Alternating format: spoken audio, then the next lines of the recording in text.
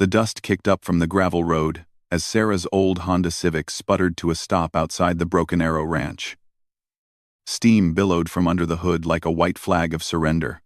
She gripped the steering wheel tighter, her knuckles turning pale against her sun-weathered hands. This wasn't supposed to happen. Not today. Not when she was already running 3 hours late for what might be the most important job interview of her life. Sarah stepped out of the car and immediately felt the scorching Nevada heat hit her like a physical wall. Her worn business suit, the only professional outfit she owned, was already sticking to her skin. The irony wasn't lost on her that she was dressed for a corporate boardroom while standing in the middle of what looked like the Wild West. Rolling hills stretched endlessly in every direction, dotted with cattle and bordered by mountains that seemed to touch the cloudless sky. The ranch house sat about a quarter-mile down a dirt path, its weathered wood siding and wraparound porch giving it a timeless quality. Several outbuildings were scattered around the property, and she could see horses grazing in a nearby pasture. Smoke rose from a chimney despite the heat, and the whole scene looked like something from a postcard or a movie about simpler times. Sarah had driven 8 hours from Los Angeles for this opportunity. The classified ad had been brief. Housekeeper and cook needed for working ranch. Room and board provided. Must be hardworking and reliable. It wasn't glamorous, but it was honest work. And after losing her apartment and her job at the restaurant when it closed down, honest work was exactly what she needed. She opened the hood of her car and stared at the engine like it might suddenly reveal its secrets. A cloud of steam obscured her view, and she had to step back. Coughing, the radiator was bone dry, and there was a puddle of green coolant spreading beneath the car. Even with her limited mechanical knowledge, she could tell this wasn't something that could be fixed with a quick roadside repair. "Car trouble?" a voice asked from behind her. Sarah spun around, startled. A man was walking up the gravel road from the direction of the ranch house. He was tall, probably in his mid-30s, with sun-darkened skin and calloused hands that spoke of years of outdoor work. His jeans were faded and practical, his boots were scuffed leather, and his cowboy hat was tilted at just the right angle to shade his eyes from the afternoon sun. Everything about him seemed to belong to this landscape in a way that made Sarah feel even more out of place. "Yes," she said, gesturing helplessly at the car. "I think the radiator gave out. I'm supposed to be at the Broken Arrow Ranch for an interview, but now..." She trailed off, feeling the weight of her situation settling on her shoulders. "You're Sarah Mitchell?" he asked, and she nodded. "I'm Jack Coleman. I own the ranch. Looks like you found us, even if your car didn't want to make the full journey." Sarah felt her cheeks burn with embarrassment. This was not the first impression she had hoped to make. "I'm so sorry I'm late. The car started overheating about 50 miles back. But I thought I could make it. I should have stopped and called, but I don't have a cell phone, and..." She realized she was rambling and forced herself to stop. Jack tipped his hat back slightly and studied her car with the same calm attention he might give to an injured horse.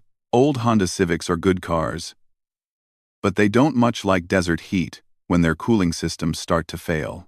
When did you last have the radiator serviced?" Sarah felt another wave of embarrassment. Honestly, I don't know. I bought it used about 2 years ago, and I've just been keeping up with oil changes when I could afford them." There was no judgment in Jack's expression, just understanding. "Money's been tight," he said simply. "And it wasn't a question. Very tight," Sarah admitted. "This job. If you're still willing to consider me despite this disaster, this job would mean everything to me." Jack was quiet for a moment, his gaze moving from the broken-down car to Sarah's face. She tried to read his expression, but his features were as weathered and unreadable as the landscape around them. She found herself studying his hands as he rubbed his chin thoughtfully. They were working hands, scarred and strong, but there was something gentle about the way he carried himself that surprised her. "Tell you what," Jack said finally. "Why don't we get you out of this heat first, and then we can figure out what to do about your car? The interview can wait until you've had some water and a chance to cool down." Sarah felt a mixture of relief and anxiety. "Are you sure? I know I'm late, and first impressions are important, and I've already— Sarah, Jack interrupted gently. You drove 8 hours to get here. Your car broke down 50 yards from my front gate. That tells me you're determined and you don't give up easy. Those are the kinds of qualities I'm looking for in someone who's going to work on this ranch. The kindness in his voice caught her off guard. Sarah had spent the last several months dealing with landlords demanding rent, employers who laid her off without notice, and a world that seemed determined to kick her when she was down. She had learned to expect the worst from people, especially from men who held power over her economic survival. But there was something different about Jack Coleman, something that made her want to trust him even though every instinct told her to be careful. They walked together down the dirt path toward the ranch house. Sarah could feel the dust settling on her shoes with each step, and she was acutely aware that her business attire was completely wrong for this environment.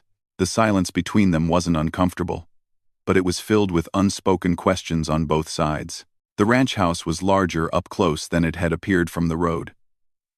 The front porch was wide and welcoming, with 2 rocking chairs positioned to catch the evening breeze. Wind chimes made of horseshoes hung from the porch ceiling, creating a soft metallic melody when the wind caught them.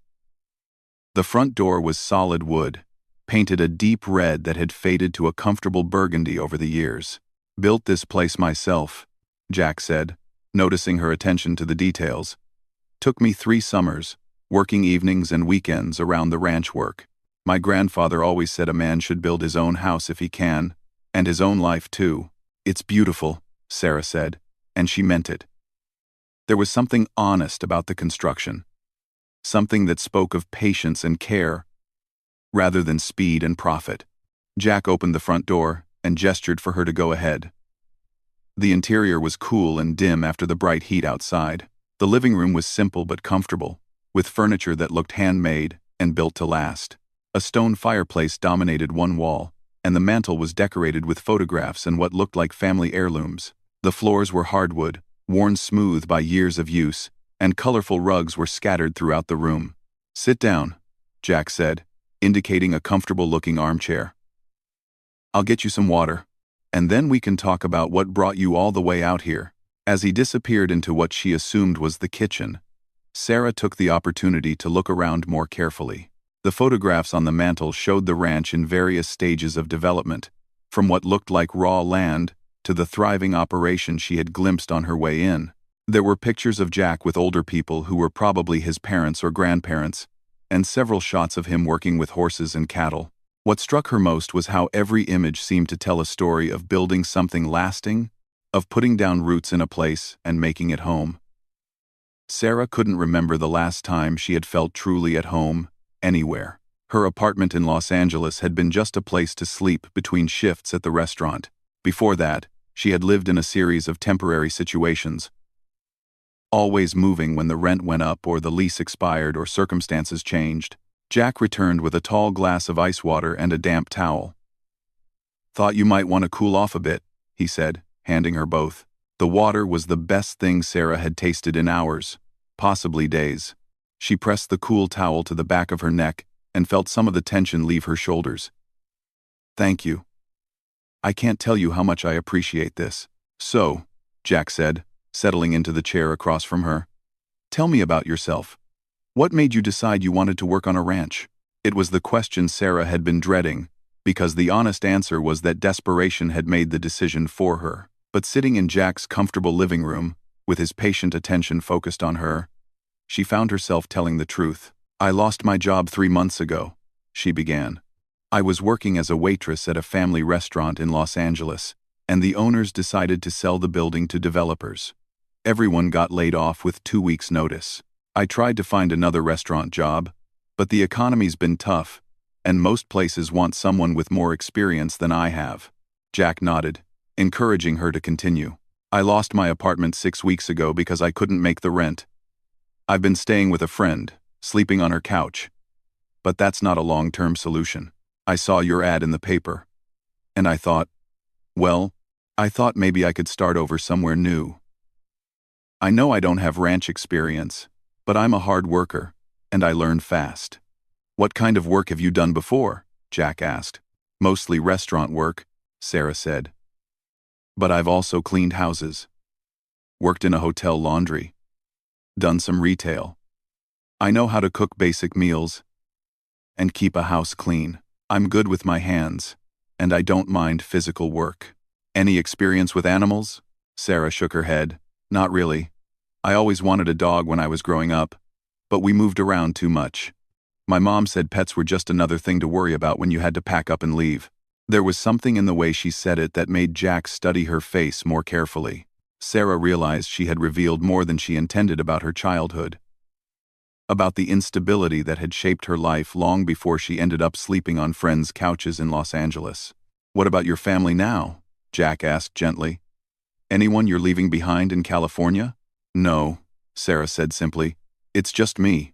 The words hung in the air between them, carrying more weight than their simple meaning suggested. Sarah had learned to be self-sufficient out of necessity, but she was beginning to understand that self-sufficiency and loneliness weren't the same thing. Jack was quiet for a moment, and Sarah wondered if she had said too much, revealed too much of her desperation. She had been rejected for jobs before because employers thought she was too needy, too desperate, too much of a risk. But when Jack spoke again, his voice was kind. This ranch has been in my family for 3 generations, he said. My grandfather started it with nothing but determination and a willingness to work harder than anyone thought possible. He taught my father that the land would take care of you if you took care of it, and that the same was true of people. Sarah wasn't sure what to say to that, so she waited for him to continue. I've been running this place on my own for the last 2 years, Jack went on. It's good work, honest work. But it's more than one person can handle alone. I need someone who can help with the house. Cook meals that stick to your ribs, and maybe learn to help with some of the lighter ranch work as time goes on. I would love to learn, Sarah said quickly. I know I don't have experience, but I'm willing to do whatever it takes. Jack smiled for the first time since she had met him, and Sarah was surprised by how it transformed his face. The seriousness that seemed carved into his features softened, and she could see warmth in his dark eyes. The work starts before sunrise and doesn't end until the animals are settled for the night, he warned. The pay isn't much by city standards, but room and board are included, and there's a small cabin behind the main house that would be yours. It's nothing fancy, but it's private and comfortable. Sarah felt her heart racing. Are you offering me the job? I'm offering you a trial period, Jack said carefully. 30 days. That'll give us both time to see if this arrangement works. If it does, we can talk about making it permanent. Sarah set down her water glass because her hands were starting to shake. I accept, she said without hesitation. When do I start? Well, Jack said, glancing toward the window where her broken-down car was visible in the distance. It looks like you've already started, whether you plan to or not. But first, we need to figure out what to do about your car. The reality of her situation came crashing back. Even if she had a job now, she still had a dead car on Jack's property and no way to get back to Los Angeles to collect her things. I don't have money for major repairs, she admitted, or for a tow truck to take it anywhere. Let me take a look at it, Jack said. I'm pretty handy with engines. Might be something simple that we can fix here. If not, we'll figure out something else. As they walked back outside together, Sarah felt a mixture of hope and fear that she wasn't sure how to process. In the span of an hour, her life had taken a completely unexpected turn. She had gone from being homeless and jobless to having both a place to live and work to do. But she had also committed herself to a life she knew nothing about, in a place that was as foreign to her as another planet. Jack knelt beside her car and began examining the engine with the same calm attention he had given everything else. Sarah watched his hands as he checked hoses and connections, noting the careful, methodical way he approached the problem. Looks like the main radiator hose gave out, he said after a few minutes. That's why all your coolant leaked out. The hose itself isn't expensive, but your radiator's pretty corroded. It's been leaking for a while. Probably slowly enough that you didn't notice until today. How much would it cost to fix? Sarah asked, though she was afraid to hear the answer. For a proper repair, you're looking at maybe $400 or $500, Jack said. But I've got an idea that might work better for both of us. He stood up and brushed the dust off his knees. "I've got an old pickup truck that I use for ranch work. It's not pretty, but it runs good and it's reliable. What if we call this car payment for your first month's room and board? I can use it for parts, and you can use the truck when you need to get into town." Sarah stared at him. "You would do that?" "It's practical," Jack said with a shrug. "I need the parts more than I need the money, and you need transportation more than you need this particular car." But Sarah could see that it was more than practical. It was generous in a way that she wasn't used to, especially from someone who barely knew her. She felt tears starting to form in her eyes and turned away, not wanting him to see. "Hey," Jack said softly, and she felt his hand touch her shoulder briefly. A gentle contact that somehow managed to be both comforting and respectful. "It's going to be okay," Sarah nodded, not trusting her voice. She had been strong for so long, handling one crisis after another, that she had almost forgotten what it felt like to have someone offer help without expecting something in return. "Why don't I show you the cabin?" Jack suggested. "You can get settled in. And tomorrow we'll start figuring out how this whole arrangement is going to work." They walked together across the ranch yard, past the main house and several outbuildings. The cabin sat in a small grove of cottonwood trees, their leaves rustling in the late afternoon breeze. It was small but well-maintained, with a covered front porch and windows that looked out toward the mountains. Inside, the cabin was simply furnished but comfortable. There was a main room that served as both living area and bedroom, with a small kitchen along one wall and a bathroom in the back. Everything was clean and functional, and there were personal touches that suggested Jack had taken care to make it welcoming.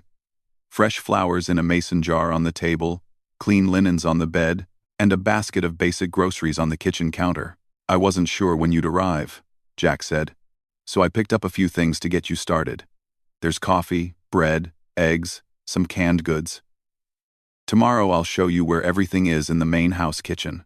Sarah walked to the window and looked out at the view.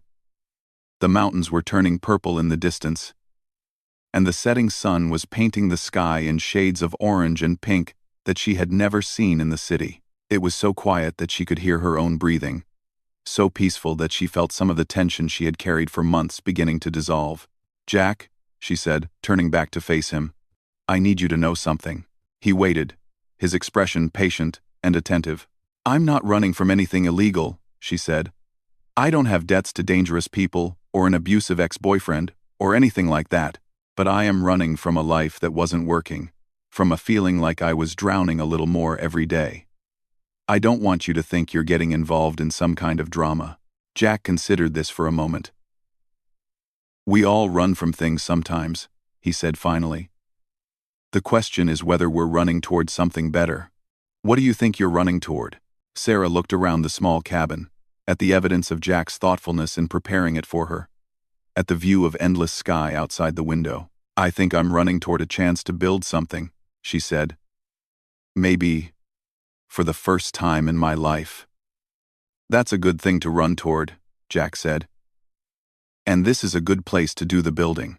After he left, Sarah sat on the porch steps and watched the sun set behind the mountains. The silence was vast and complete, broken only by the distant sound of cattle and the whisper of wind through the trees.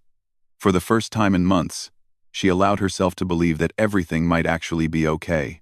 She thought about the conversation they had had in his living room, about the way Jack had listened without judgment when she told him about losing her job and her apartment. She thought about his offer to trade her broken car for a month's room and board, about the groceries he had stocked in her cabin, about the gentle way he had touched her shoulder when he saw her tears. Sarah had learned to be suspicious of kindness, especially from men who had power over her circumstances. But there had been something different about Jack's kindness, something that felt genuine rather than calculated. Still, she reminded herself to be careful. She had made the mistake before of trusting too quickly, of mistaking temporary kindness for lasting care. As the stars began to appear in the darkening sky, Sarah made herself a simple dinner and tried to plan for the days ahead. Tomorrow would be her first real day as a ranch employee, and she had no idea what to expect. But for tonight, she had a roof over her head, food in her stomach, and the promise of honest work in a place where the air was clean and the horizons were endless. It was more than she had had that morning. And for now, It felt like everything. Sarah woke to the sound of roosters crowing and the distant lowing of cattle. For a moment, she was disoriented, unsure where she was or why sunlight was streaming through unfamiliar windows. Then memory flooded back. The broken car. The job interview that had turned into something unexpected. Jack Coleman's quiet kindness, and the small cabin that was now, at least temporarily, home. She checked the old alarm clock on the bedside table and gasped. It was already 6:30, and Jack had mentioned that ranch work started before sunrise. She threw on her clothes, ran a brush through her hair, and hurried toward the main house, hoping she hadn't already proven herself unreliable on her first official day. The ranch yard was alive with activity. Jack was loading feed into the back of an old pickup truck, and several horses had gathered near the fence, their breath visible in the cool morning air. The sun was just beginning to touch the mountain peaks, painting them gold against a sky that was still more night than day. "Morning," Jack called when he saw her approaching. His greeting was friendly, but Sarah could see that he had already been working for some time. His boots were dusty, and there was hay clinging to his jacket. "I'm sorry I overslept," Sarah said, feeling the familiar knot of anxiety forming in her stomach. "I should have asked what time you wanted me to start." "Relax," Jack said with a smile. "It's your first day. Besides, I figured you might need the sleep after everything that happened yesterday." "How did you sleep in the cabin?" "Like a rock," Sarah admitted. "I can't remember the last time it was so quiet at night."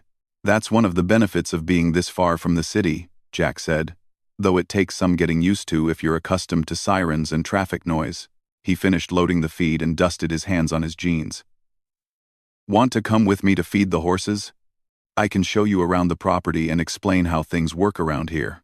Sarah climbed into the passenger seat of the pickup truck, noting how different it was from her small Honda.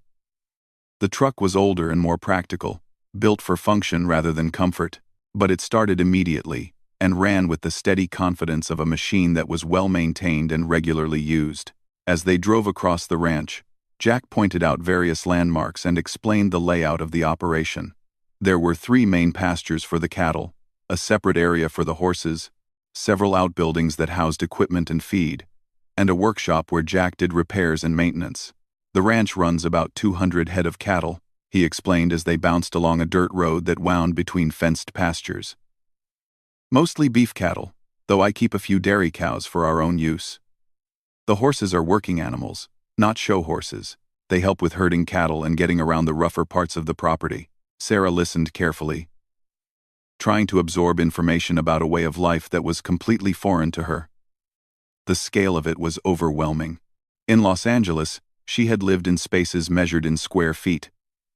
Here, the ranch covered several square miles, and Jack spoke casually about distances that would have been significant journeys in the city. They stopped near a large pasture where about a dozen horses were waiting by the fence. Jack backed the truck up to a feeding area and began throwing hay over the fence. The horses approached with calm familiarity, and Sarah was struck by how massive they were up close. "Ever been around horses before?" Jack asked, noticing her expression. "Only at a petting zoo when I was little," Sarah said. "They're bigger than I expected." These are working horses, so they're bred for size and strength rather than speed," Jack explained. He whistled softly, and a large bay horse approached the fence. "This is Rusty. He's been with me for 8 years, and he's got more sense than most people I know." Jack reached out to stroke the horse's neck, and Sarah could see the easy familiarity between man and animal. Rusty nuzzled against Jack's hand, clearly comfortable with the attention. "Want to try?" Jack asked. Sarah hesitated. The horse was beautiful, but also intimidating. "What if he doesn't like me?" "Horses are good judges of character," Jack said. "If you're calm and gentle, he'll respond the same way." Sarah reached out tentatively and touched Rusty's neck. His coat was warm and softer than she had expected, and she could feel the powerful muscles beneath the skin. Rusty turned his head slightly to look at her, and she was surprised by the intelligence in his dark eyes. "He likes you," Jack said, and Sarah felt a small surge of pride. They finished feeding the horses and moved on to check the cattle. This involved driving to several different pastures and making sure the animals had adequate water and that the fences were in good repair. Jack explained how the rotation system worked, how they moved cattle from pasture to prevent overgrazing, and how they kept records of breeding and healthcare for each animal. "It's more complicated than most people realize," Jack said as they watched a small herd of cattle grazing peacefully in the morning sun. "You're not just raising animals, you're managing an ecosystem.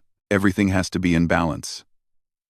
The grass, the water, the wildlife, the weather patterns." Sarah was beginning to understand that ranching was as much about observation and planning as it was about physical work. Jack noticed everything. Which animals looked healthy, which pastures needed rest, where fences might need repair, how the grass was growing in different areas. He carried this information in his head like a mental map of the entire operation. By the time they returned to the ranch house, it was nearly 10 o'clock, and Sarah's stomach was reminding her that she had skipped breakfast in her hurry to get started. "Ready to see the kitchen?" Jack asked. "I figured today you could get familiar with the house and how I like things organized, and we can talk about meals and schedules." The kitchen in the main house was large and practical, designed for feeding people who did hard physical work. The stove was a massive gas range that looked like it belonged in a restaurant, and there was a walk-in pantry stocked with basic staples. The refrigerator was similarly oversized, and Sarah could see it was well stocked with meat, dairy products, and vegetables. "I usually eat a big breakfast around 11, Jack explained, "after I've done the morning chores. Lunch is simple, often just sandwiches eaten on the go. Dinner is the main meal, usually around 7 when all the work is done for the day." Sarah nodded, making mental notes.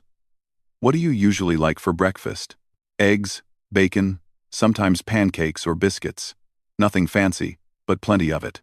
Ranch work burns a lot of calories. I can handle that," Sarah said, feeling more confident. Cooking was one skill she possessed, even if her experience was mostly with diner food rather than ranch meals. "Why don't you start with breakfast today?" Jack suggested.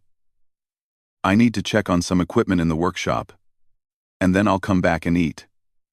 Take your time getting familiar with where everything is." After Jack left, Sarah explored the kitchen more thoroughly. It was well organized and efficiently designed, with everything positioned for maximum functionality.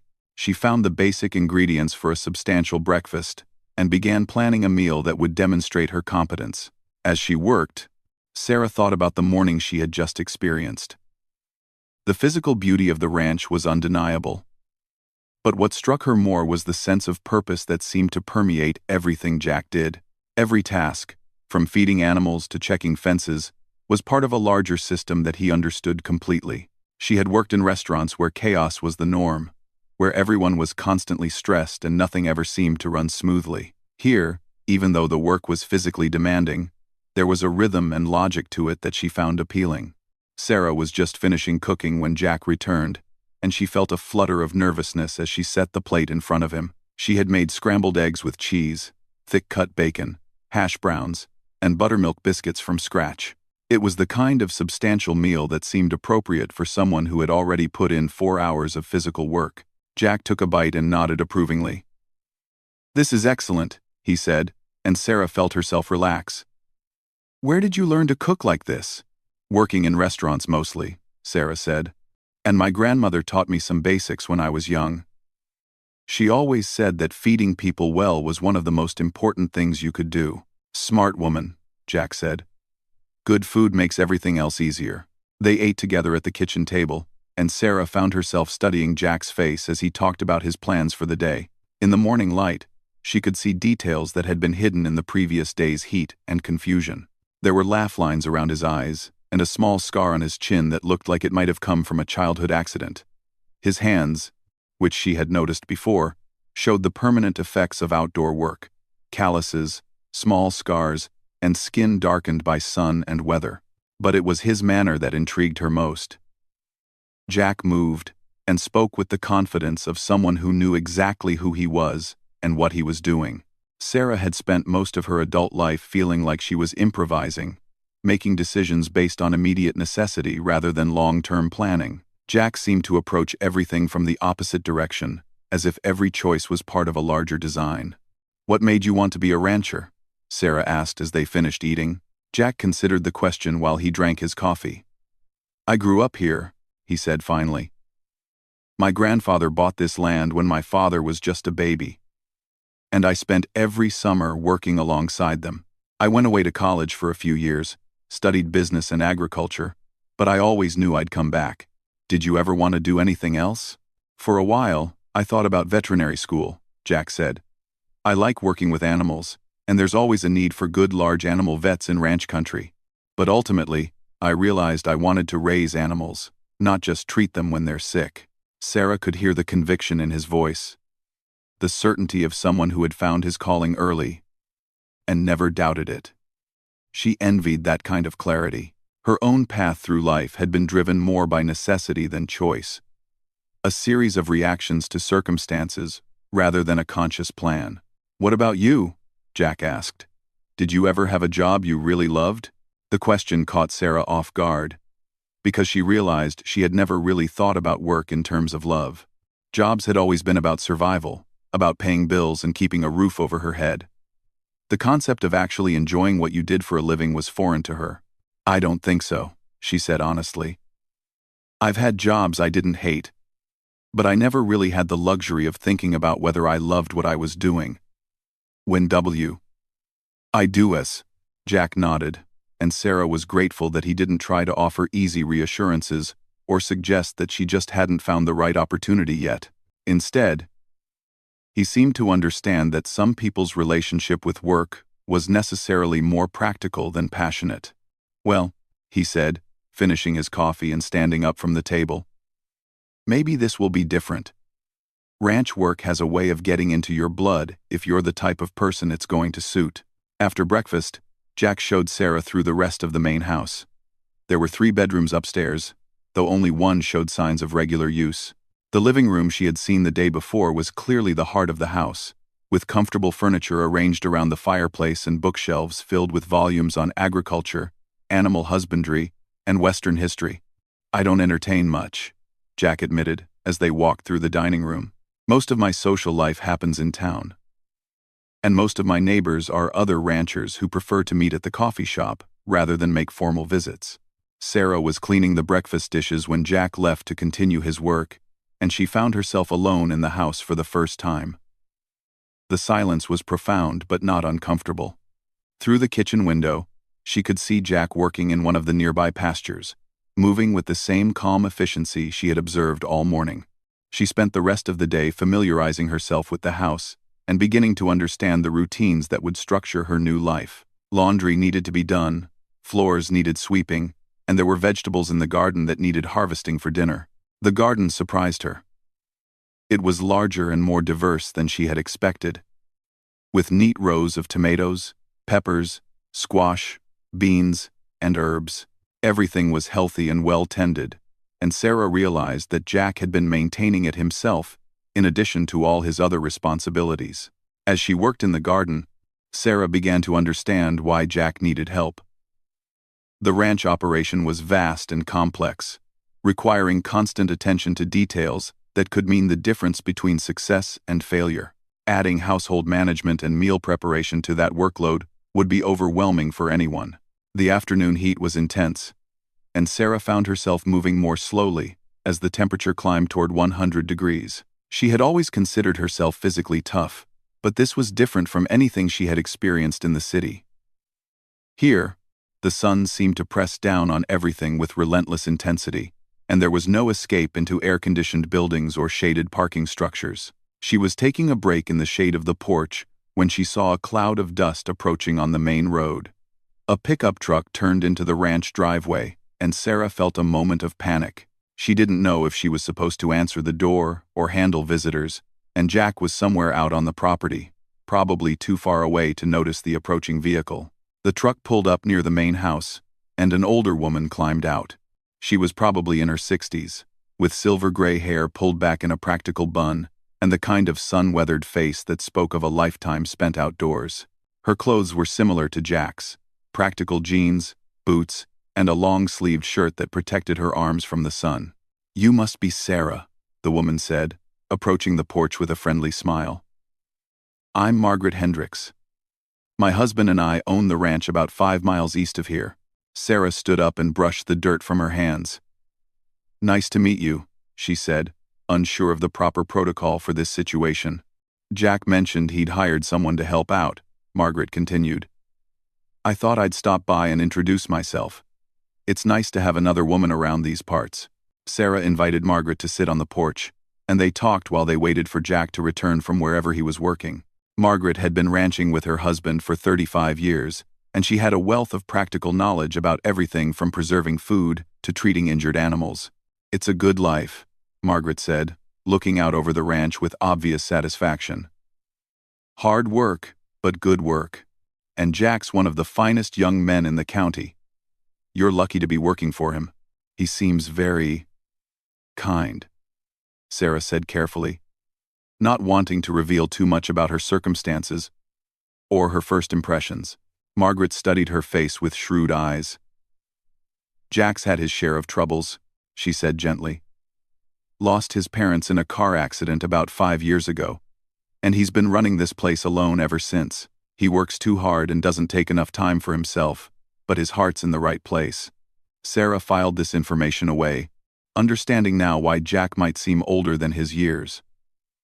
The responsibility of managing the ranch alone, especially after losing his family, would age anyone quickly.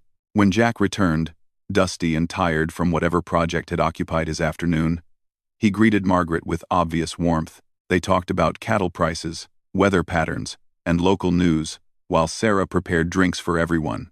Listening to their conversation, Sarah began to understand that ranching was as much about community as it was about individual effort. The ranchers in the area depended on each other for everything from sharing equipment to helping during emergencies. Sarah made an excellent breakfast this morning, Jack told Margaret. I think this arrangement is going to work out well. I'm sure it will, Margaret said, giving Sarah an approving nod. And if you need anything, dear, or if you want to come by for coffee sometime, you're always welcome at our place. After Margaret left, Jack and Sarah worked together to prepare dinner. She cooked while he cleaned up after his day's work, and there was something comfortable about the shared domestic routine.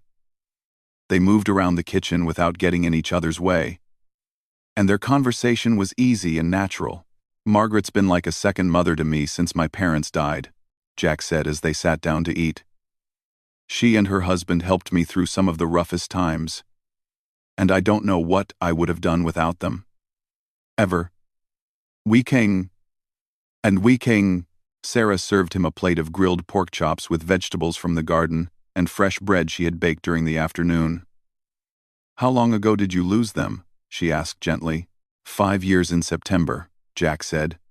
Dad had a heart attack while he was driving, and they both died in the accident. One day, I was working alongside my father, learning the business, and the next day, I was responsible for everything. Sarah could hear the pain in his voice, even after all this time. That must have been overwhelming. It was, Jack said simply. But this ranch was their life's work, and I couldn't let it fail. Some days, that was the only thing that kept me going. They ate in comfortable silence for a while, each lost in their own thoughts. Sarah found herself thinking about the different ways people responded to loss and trauma. She had reacted to the difficulties in her life by becoming increasingly isolated and self-protective. Jack seemed to have responded by taking on even more responsibility, by committing himself even more deeply to the work his family had started. What about you? Jack asked eventually. Tell me more about your family. Sarah had been dreading this question, because her family history was complicated and painful in ways that were difficult to explain. But Jack had shared something personal with her, and she felt obligated to return the trust. I grew up moving around a lot, she began carefully. My mother had trouble holding jobs, so we never stayed anywhere very long. I lived in probably 15 different places before I turned 18. Jack waited patiently for her to continue. My father left when I was 6, Sarah said. I haven't seen him since then. My mother did her best, but she had problems with alcohol and depression. She died 3 years ago. I'm sorry, Jack said, and the simple words carried genuine sympathy. "We were never close," Sarah continued. "I learned early that I could only really count on myself. That's part of why this is so hard for me. Accepting help from someone I barely know." Jack set down his fork and looked at her directly. "Sarah, what I'm offering isn't charity. I need help. And you need work. It's a business arrangement that benefits both of us." But even as he said it, Sarah could see that it was more than a simple business arrangement, at least for him. There was a generosity in Jack's nature that went beyond practical considerations, a desire to help that seemed as natural to him as breathing. "You should know," Sarah said, feeling compelled to be completely honest, "that I've never stayed anywhere longer than 2 years. I don't have a good track record with commitment." "What made you leave the other places?" Jack asked. Sarah thought about how to answer that question truthfully. "Sometimes, circumstances changed. Sometimes I got restless. Sometimes I just felt like I didn't belong." "And how does this feel?" Jack asked. "Do you feel like you belong here?"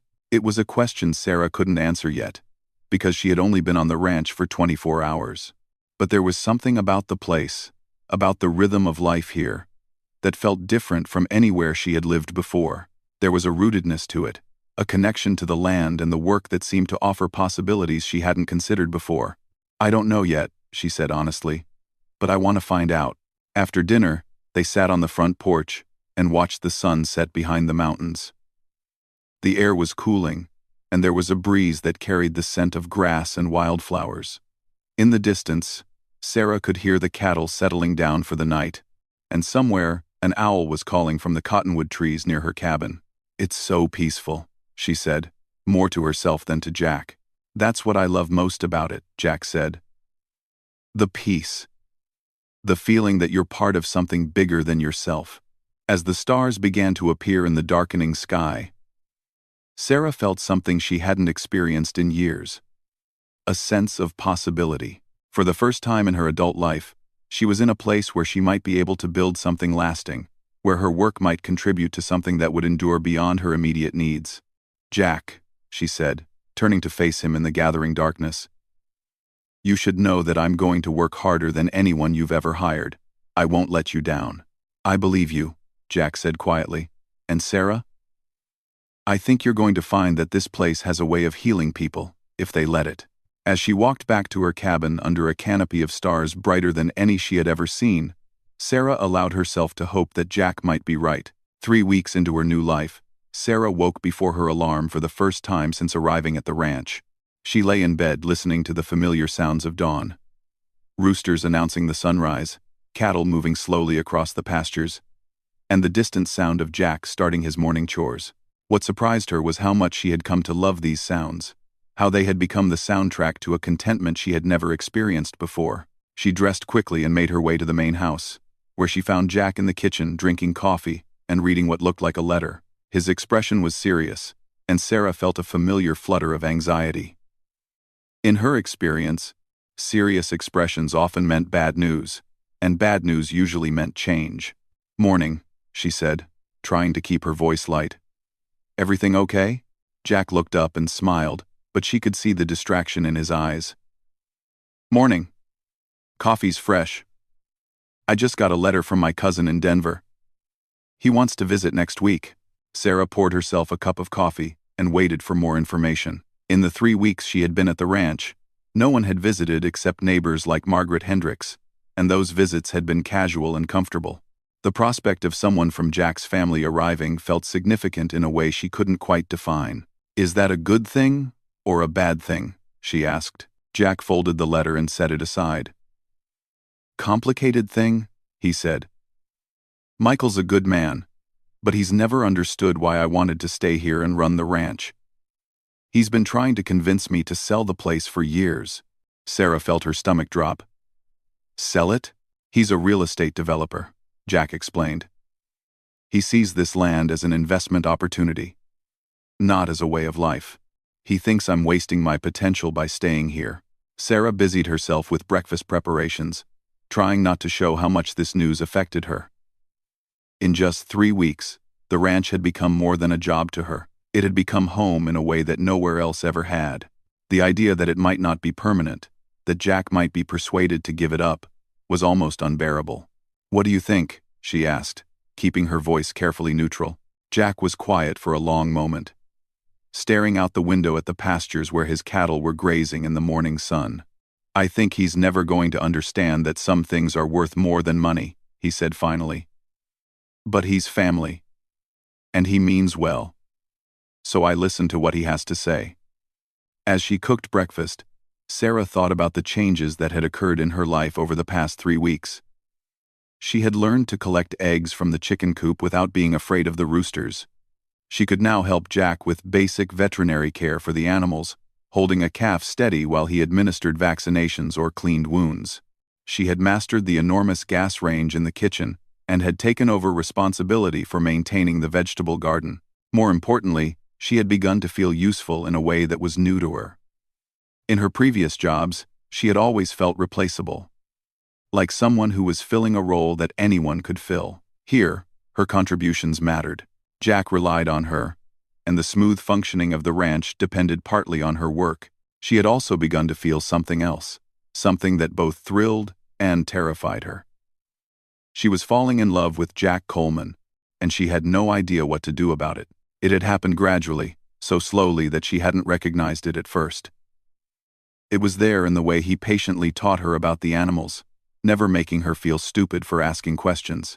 It was there in the way he noticed when she was tired and quietly took on extra tasks without making a big deal about it. It was there in their evening conversations on the front porch, when they talked about everything from books, to philosophy, to dreams for the future. Jack was unlike any man she had ever known. He was strong without being dominating, confident without being arrogant, and kind without being weak. He treated her as an equal partner in the ranch operation, asking for her opinions and listening carefully to her suggestions. Most importantly, he seemed to see something in her that she was only beginning to see in herself, the potential to be more than just a survivor. But Sarah had learned to be wary of her own feelings, especially when they involved men who had power over her circumstances. She was still technically on a trial basis, and she was living in housing that Jack provided. The power dynamic was complicated, and she didn't want to do anything that might jeopardize the stability she had found. "You're quiet this morning," Jack observed as they ate breakfast together. "Just thinking," Sarah said. "When is your cousin arriving?" "Sunday," Jack said. "He's flying into Las Vegas and driving up. He'll probably stay 3 or 4 days. Do you want me to prepare the guest room upstairs?" "That would be great, thanks." "And Sarah?" Jack paused, seeming to choose his words carefully. "Michael can be pretty direct about his opinions. If he says anything that makes you uncomfortable, just ignore him. He doesn't know anything about ranch life or the people who choose to live it." Sarah nodded, but she could feel anxiety building in her chest. She had dealt with difficult people before, but this felt different. Michael represented a threat not just to her job, but to the entire life she was building. If he convinced Jack to sell the ranch, everything she had found here would disappear. The rest of the week passed in a blur of preparation. Sarah cleaned the guest room thoroughly, stocked it with fresh linens and flowers from the garden. She planned menus that would show off her cooking skills, hoping to make a good impression on someone whose opinion clearly mattered to Jack. She also found herself working longer hours than usual, as if she could somehow prove her indispensability through sheer effort. Jack seemed more tense as Sunday approached. He was still kind and patient, but Sarah could see the stress in the set of his shoulders and the way he sometimes stared off into the distance during their conversations. She wanted to offer comfort, but she didn't know how without overstepping boundaries that had never been clearly defined. Michael Coleman arrived on Sunday afternoon in a rented luxury sedan that looked completely out of place on the dusty ranch road. Sarah watched from the kitchen window as he climbed out of the car, noting the expensive clothes and the way he surveyed the ranch buildings with what looked like a professional appraiser's eye. He was younger than Jack, probably in his early 30s, with the kind of polished appearance that spoke of city life and office work. Where Jack was weathered and solid, Michael was smooth and stylish. Where Jack moved with the deliberate confidence of someone who knew his environment completely, Michael moved with the quick energy of someone accustomed to urban rhythms. Jack greeted his cousin with obvious affection, and Sarah could see the family resemblance in their facial structure and the way they both gestured when they talked. But even from a distance, she could sense the fundamental differences in their approaches to life. "Sarah," Jack called from the front door, "I'd like you to meet my cousin." Sarah wiped her hands on her apron and walked out to the front porch. Michael's handshake was firm and brief. His smile polite but evaluating. She could feel him taking her measure, trying to figure out who she was and what role she played in Jack's life. "So you're the one who's been helping Jack with the ranch," Michael said. "He mentioned in his letters that he'd hired someone." I help with the house and cooking mostly," Sarah said, understating her role deliberately. Something about Michael's manner made her cautious about revealing too much. "Well, it's nice to meet you," Michael said, already turning his attention back to Jack. "Should we take that tour you promised me?" As the two men walked toward the barn, Sarah heard Michael say, "The property looks good, Jack. Really good. Have you given any more thought to what we discussed?" Asked. Sarah couldn't hear Jack's response, but she saw the tension in his posture as they disappeared into the barn. She went back into the house and tried to focus on preparing dinner. But her mind kept wandering to the conversation taking place somewhere out on the ranch. When Jack and Michael returned 2 hours later, both men looked serious. Michael's expression was animated in the way of someone making a sales pitch, while Jack looked like someone who was being pressured about something he didn't want to discuss. "The development potential here is incredible," Michael was saying as they entered the kitchen. "With the right planning, you could divide this into 50 or 60 lots, each with mountain views. The profit margin would be enormous." Jack didn't respond immediately, and Sarah could see him struggling with something. "Dinner should be ready in about an hour," she said, offering him an escape from the conversation. "Great," Jack said gratefully. "Michael, let me show you to your room so you can get settled." After they went upstairs, Sarah tried to process what she had overheard. The idea of the ranch being divided into residential lots was almost unthinkable to her. She imagined the pastures filled with houses, the quiet broken by suburban noise, the animals replaced by landscaping and swimming pools. Everything that made this place special would be destroyed. Dinner was tense, despite Sarah's best efforts to prepare an impressive meal. Michael complimented her cooking, but his attention was clearly focused on his ongoing campaign to convince Jack to sell the ranch. He talked about real estate markets, development opportunities, and the financial security that would come from liquidating the property. "You could buy a smaller place," Michael argued, "something more manageable. Maybe closer to town, where you'd have more social opportunities." "I don't want more social opportunities," Jack said quietly. "I like my life the way it is. But think about the future, Jack. What happens when you get older? What happens if you get injured and can't do the physical work anymore? Ranch life is romantic when you're young and healthy, but it's not practical long-term." Sarah saw Jack's jaw tighten, and she recognized the expression from the few times she had seen him genuinely angry. "This ranch has supported 3 generations of our family," he said. "It's not just a business investment. It's who we are." "That's exactly my point," Michael said, leaning forward earnestly. "Our grandfather and father did their part. They built something successful. Now it's time to cash in on that success and move on to the next phase."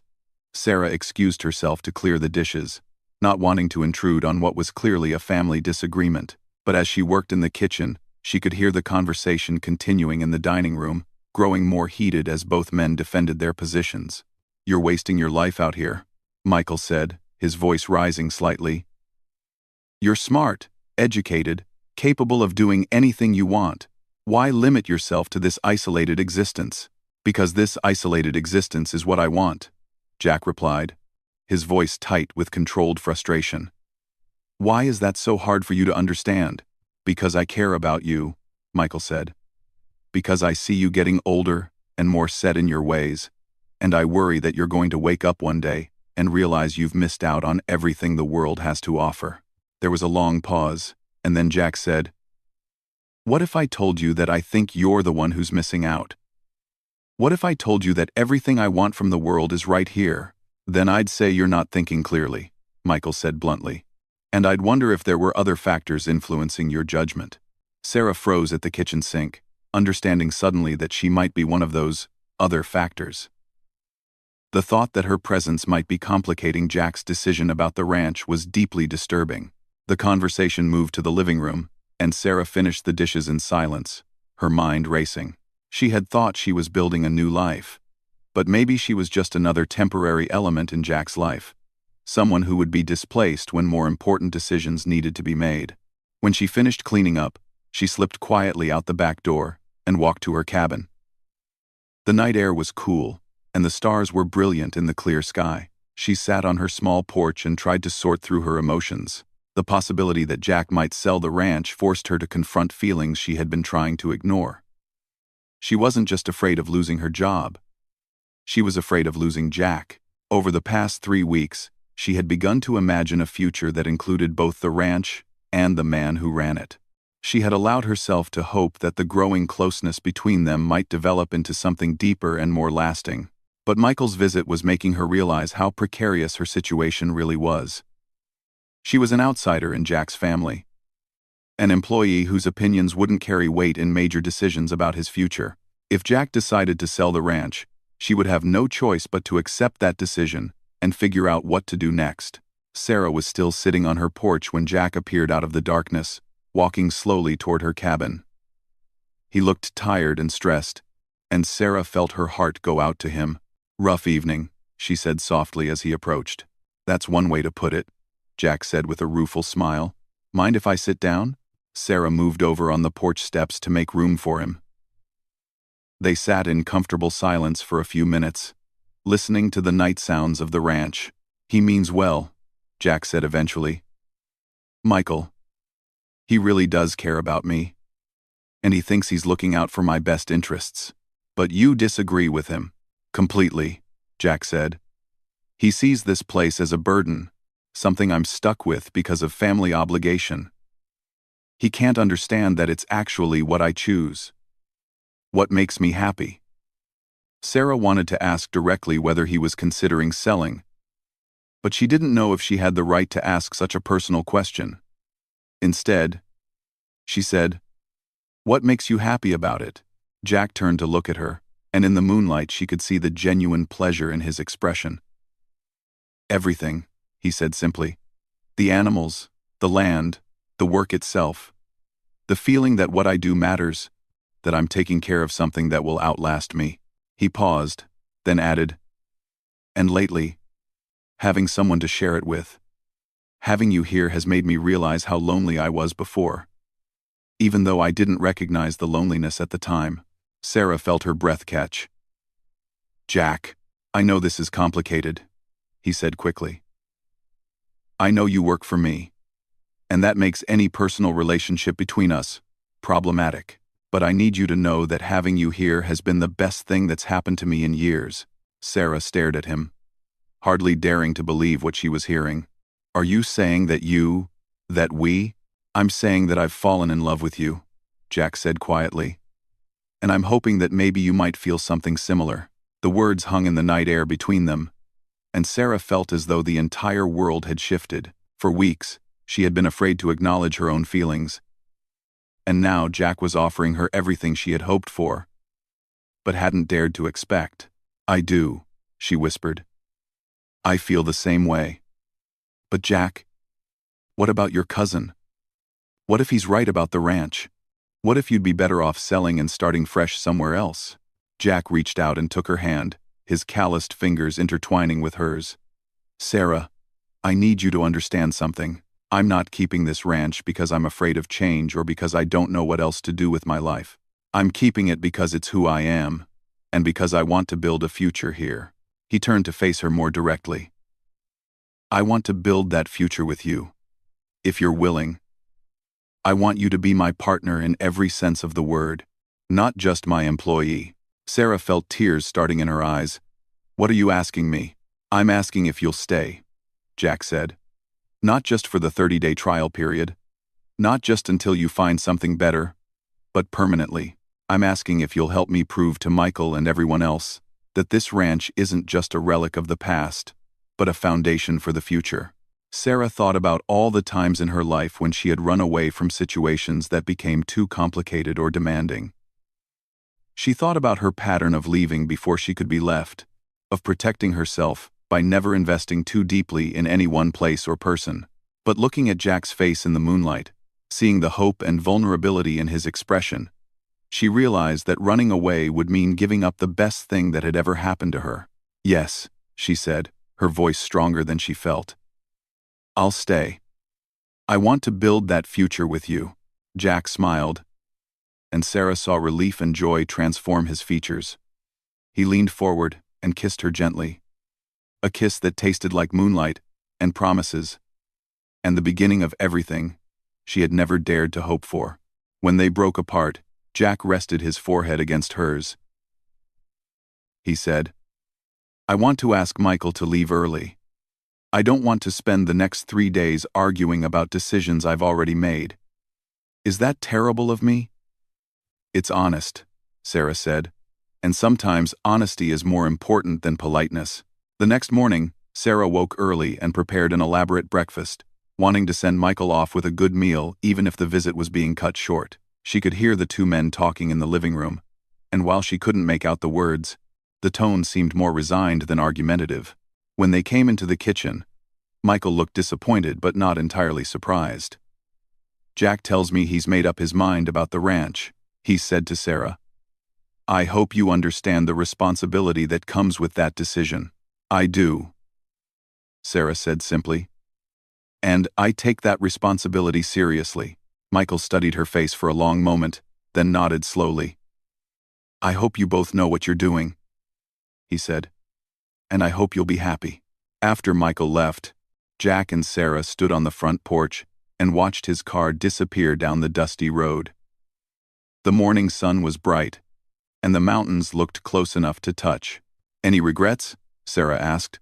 "None," Jack said, putting his arm around her shoulders. "What about you? Ready for a lifetime of early mornings and hard work?" Sarah looked out over the ranch, at the cattle grazing peacefully in the pastures, at the horses gathered near the fence, at the garden where vegetables grew in neat rows. She thought about the 3 weeks she had been here, about how much she had learned and changed, about the person she was becoming in this place. "I can't think of anything I'd rather do," she said, meaning every word. That afternoon, they rode out together to check the cattle in the far pastures. Sarah was still learning to ride, but Jack was patient with her inexperience, and she was beginning to feel comfortable in the saddle. They moved slowly across the rangeland, checking on animals and enjoying each other's company. "There's something I've been wanting to tell you," Jack said as they paused to rest the horses near a small creek. "What's that?" "The day your car broke down, when you first arrived here, I had already decided not to hire anyone," Jack said. "I had interviewed 3 other people, and none of them seemed right. I was going to withdraw the job posting." Sarah looked at him in surprise. "So what changed your mind?" Jack smiled. "You did. Something about the way you handled the crisis. The way you didn't let the car trouble defeat you. You could have called a tow truck and gone back to Los Angeles, but instead you walked up to my door and asked for the job anyway. That told me everything I needed to know about your character." "I didn't have money for a tow truck," Sarah said with a laugh. "Maybe not," Jack said. "But you could have asked me to call one for you. You could have given up. Instead, you turned a disaster into an opportunity. That's not something you can teach someone." As they rode back toward the ranch house in the late afternoon light, Sarah reflected on how much her life had changed in just a few short weeks. She had arrived as a desperate woman with a broken-down car and no prospects. Now, she was part of something larger than herself, something that connected her to the land and to a man who saw in her possibilities she was only beginning to recognize. "Jack," she said as they approached the barn, "you should know that I've never been in love before. Not real love. I don't know if I'll be good at it." Jack reined in his horse and turned to look at her. "Sarah, you've been good at everything you've tried since you got here. You learned to cook for ranch hands. You learned to work with animals. You learned to ride a horse. Love isn't that different. It's just another skill that gets better with practice. And if I make mistakes, then we'll figure it out together," Jack said simply. "That's what partners do." As they cared for the horses and finished the evening chores, Sarah felt a deep contentment settle over her. For the first time in her life, she was exactly where she belonged, with someone who valued her for who she was, rather than what she could provide. That evening, they sat together on the front porch and watched the sun set behind the mountains. The sky turned brilliant orange and pink, and the air filled with the peaceful sounds of animals settling down for the night. "You may hurt me," Sarah said softly, voicing the fear that still lingered in the back of her mind. "Eventually, everyone does." Jack reached over and took her hand, his touch gentle but sure. "Maybe," he said honestly. "People aren't perfect, and relationships take work. But Sarah, I promise you this. Any hurt I might cause you will never be intentional. And it will never be. Because I stopped loving you." Sarah squeezed his hand, feeling some of her old fears beginning to dissolve. "That's enough," she said. "That's more than enough." As the stars began to appear in the darkening sky, Sarah realized that she had finally found what she had been searching for, without even knowing it. A place where she could be fully herself. Work that mattered, and love that was both gentle and strong. The ranch spread out around them in the moonlight, peaceful and permanent, and Sarah knew that she was home.